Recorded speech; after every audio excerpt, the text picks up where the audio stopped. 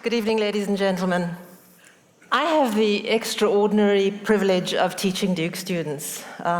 Apparently, there are some that are coming next year, and I'm so excited to meet you. Part of my teaching involves the freshman seminars and the focus program, as President Broadhead said earlier.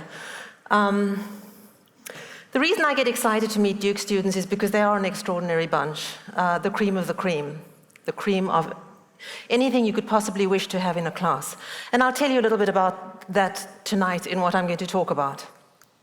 If we think about home, if you all think about home, where is home? Home is where your family is, it's where your friends are, it's where the ideas are, the conversations are, the music you love, the connections. They're connections. A lot of what I'm going to talk about tonight is connections. My idea of home is a little town in the middle of South Africa in the semi-desert area. It has illusions of grandeur because it has its name in rocks on the hill. I think it's trying to be somewhere else, but we don't have much grandeur and splendor there. However, what Duke does is it brings people from all over the world of every possible, imaginable, economic and geographical and disciplinary background. And that's the fun part about teaching Duke students. In my music classes, in my revolutionary music classes, just this last semester, I had people, not just from all the states across America itself, but I had people a student from China, from France, from Burma, from Australia, many from China and Korea, and from Zimbabwe and Ghana. That was in one class. You have no idea what happens in a class like that with the sharing of ideas. In my public speaking and advocacy classes, something different happens. We have people from so many disciplines because everybody is trying to say what they want to say from their discipline, what they care about the most, in the most convincing way, where they want to advocate for a cause or move something forward. This idea of interdisciplinary education or great diversity in your class is a wonderful thing, especially if you see the connections happening all the time. It's not that they're individual, it's that they start combining. That's the secret.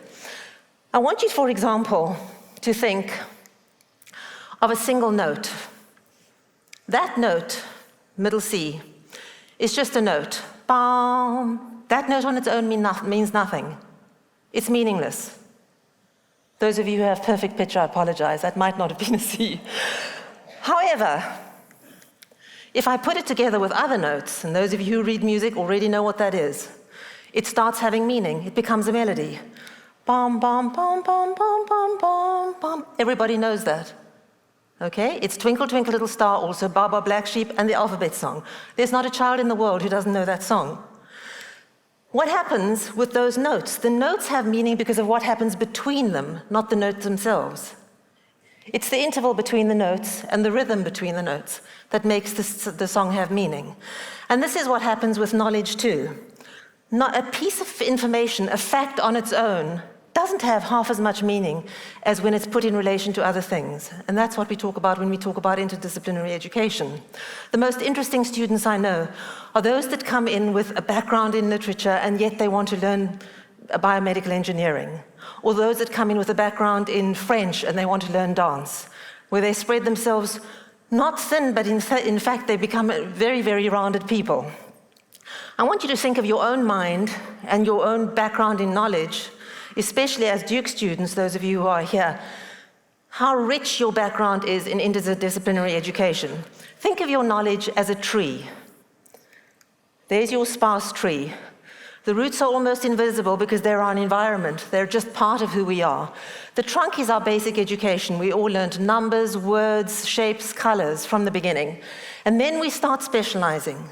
We began branching out. We started doing literature, science, engineering, all these things that became more specializing, and it looks as though these things are busy pulling apart.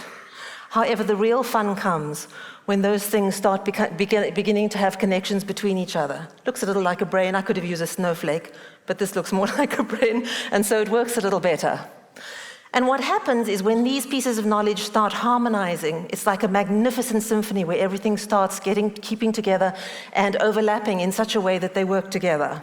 this is the way I see it really now, is where your branches become this beautiful, harmonious piece of information, where your knowledge becomes a symphony, everything starts making sense. And I'll give you an example of what I mean, because it sounds a little abstract.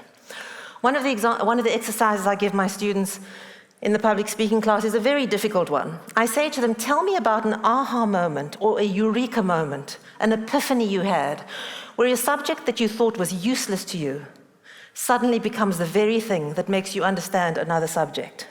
And some of my favorites are these. One of my students told me about the fact that his father was a farmer. His father would show him how to lay the wood pile with absolute precision every morning. And he would be frustrated by that. Why? Why can't I just dump the wood?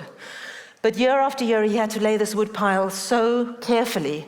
And to this day, he understands the importance of this, because he became a brilliant coder in computer science, and he understands the importance of precision, of laying things out in such a way that one of the logs doesn't fall down and break the whole code. Another of my good examples is one of the students was talking about how the concept of osmosis, where a concentrated liquid can move through a permeable membrane to somewhere that's less concentrated, but they start evening out and balancing out, and how that allowed him to understand revolutionary movements, where ideologies can pass from one group of people into another. Just the mixing of minds, the meeting of minds.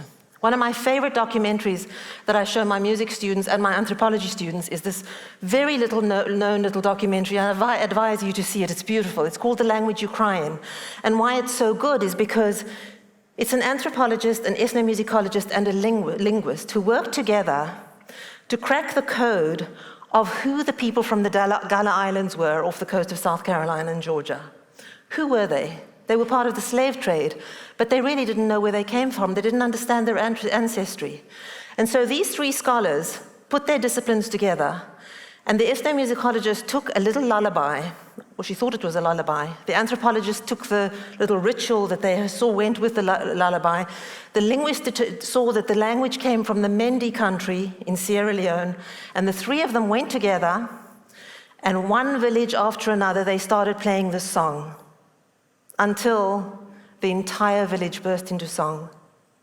You cannot crack a code more effectively. You cannot fabricate a result like that. When you play people a song and they sing together, that is where they came from. They couldn't fake that they knew the song if they didn't.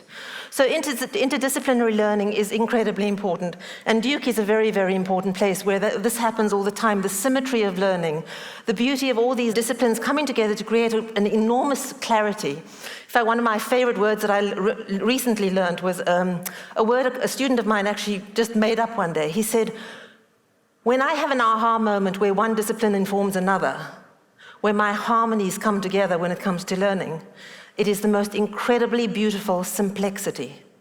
It's a beautiful word, simplexity.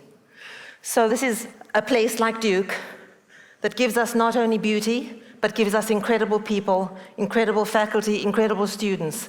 I am so privileged to have these students in my class. In fact, between us, little secret, I've been teaching at Duke for 25 years, got my certificate this year, actually last week.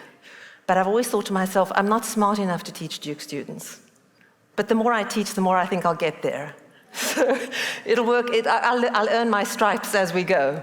And the thing about them is that they're not just fun, they're loyal. Everybody who's been to Duke, and you will see, those of you who arrive at Duke, you will see how much you fall in love with that place. You will be creative in your loyalty. They're talented. The music and the dance and the art is astonishing at Duke. They're athletic. I have the incredible honor of teaching these wonderful, wonderful men public speaking and interviewing skills. I always bake them a pie whenever they beat UNC. And as you all know, tomorrow is a very big deciding day, because the second one from the left, we decide whether he goes first or second in the NBA. I know that's not what you were thinking. Also, they're crazy. They're so much fun. This particular boy, he was in my freshman seminar. His name's Edwin, and he's about to go to do his Ph.D. in a program he has always wanted to get in. But he is such enormous fun, as is everybody else. That's the thing about Duke students. Intellectually integrated, enormous fun with their symphonies of knowledge. And what they do is they use them, as I see in my humanitarian classes, to forward the world with something exceptional. These people, as much fun as they can be in games, bring something of enormous heart to the classroom, causes that they believe in, and knowledge that they integrate in order to move those causes forward. Thank you so much for being here tonight, and thank you for your enormous support of Duke. Thank you very much.